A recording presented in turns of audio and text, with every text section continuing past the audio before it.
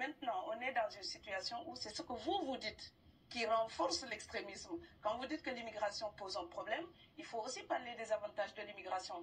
Parce que moi, quand je travaille en France, je paye mes impôts ici. Donc les étrangers qui sont là, il y a une partie qui peut travailler et envoyer au pays aidé. La majorité paye ses impôts, s'installe dans vos pays, enrichit vos pays. Donc ce sont des citoyens productifs. Après, il faut voir, il y a une minorité qui vient, il y a des morts, certes. Mais je voulais souligner une chose. Le discours que vous avez, il est encore légitime tant que l'Afrique restera muette. Et moi, aujourd'hui, je voulais m'indigner pour le silence de l'Union africaine. Les gens là qui meurent sur les plages, et je mesure mes mots, si c'était des Blancs, la terre entière serait en train de trembler. Ce sont des Noirs et des Arabes. Alors eux, quand ils meurent, ça coûte moins cher.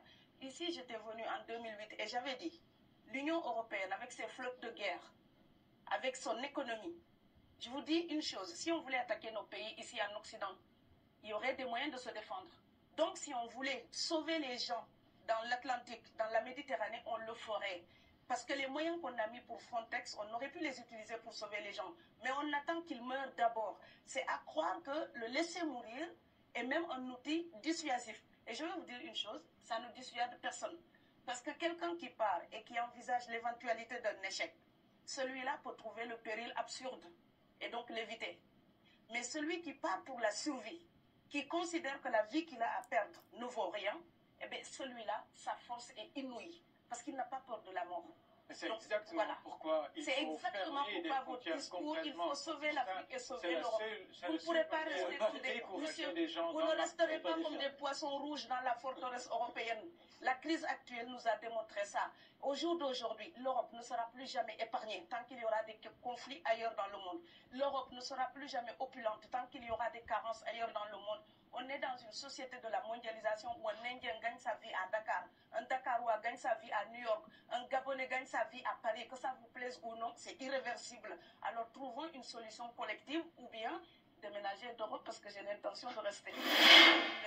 Quand quelqu'un part, c'est comme quelqu'un qui est élu, choisi, peut-être le plus débrouillard. Et il y a tout un clan ou toute une famille qui pose son espoir sur cette personne-là.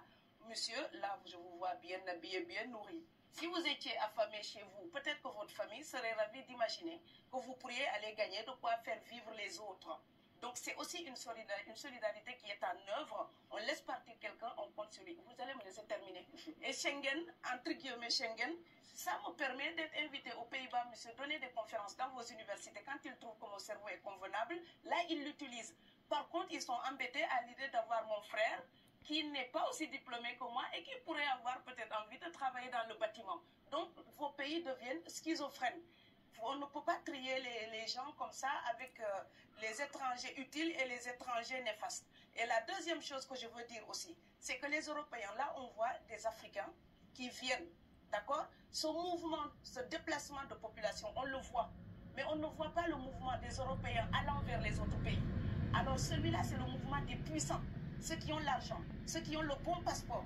Donc vous allez au Sénégal, vous allez au Mali, vous allez dans n'importe quel pays du monde, au Canada, aux États-Unis, partout où je vais et je voyage tout le temps, je croise des Français, des Allemands, des Hollandais. Je les rencontre partout sur cette planète parce qu'ils ont le bon passeport. Donc, comme avec l'exotisme, l'Europe s'était arrogé le précepte unique, unilatéral de l'exotisme. Les autres sont exotiques. Alors que pour quelqu'un de mon village, il n'y a rien de plus exotique que quelqu'un d'Amsterdam. Maintenant, pour l'étranger aussi, pour les voyages des temps modernes avec la mondialisation, quand les pauvres viennent vers vous, il y a des mouvements de foule qu'il faut bloquer. Mais quand vous, avec votre passeport et avec toutes les prétentions que cela donne, vous débarquez dans les pays du tiers-monde, là, vous êtes en terrain conquis.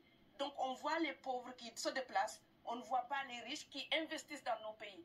L'Afrique se développe en taux entre 5 et 10%. Ce n'est plus de la progression, c'est de la surchauffe.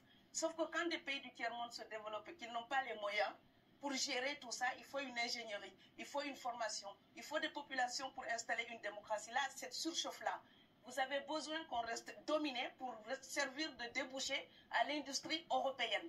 Alors, il faut arrêter l'hypocrisie. On sera riches ensemble, on va se noyer.